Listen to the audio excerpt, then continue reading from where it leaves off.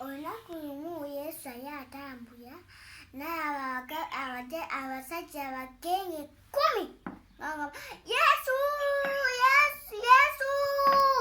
tuyambe. Naye Yesu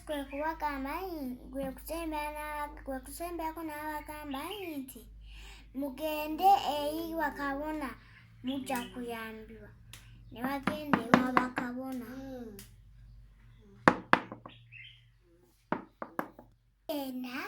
Waali bagenda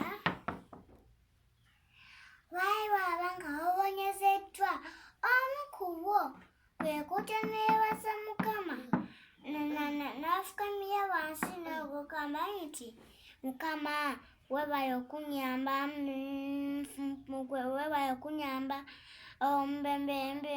mbe nga mponyezeddwa. Yesu kwe kutuukira abayigirizwa bwe n'abagamba nti tebaabadde 10, ono omu ye yazze, omwenda abayiwa. Yesu kwe kutuukira Omusamaliya n'amugamba nti situuka waggulu. Omusamaliya n'asituuka waggulu.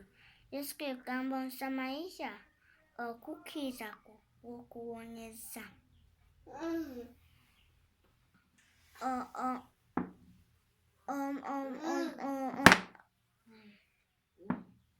Eno tulina okuyiga okwebaza abantu baffe, Yesu, banneiba baffe, abakadde baffe, abaana baffe.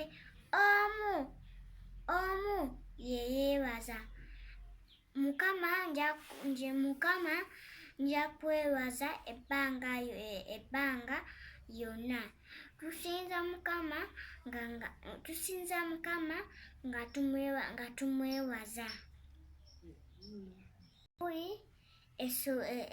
Essuula 3 Oniwe 12. Mutukuvu Ayi Yesu, twansobola okututuusa ku eno Ssabbiiti eno y'owaayo. Twansobola okwetaba mu baana abato mu Bugema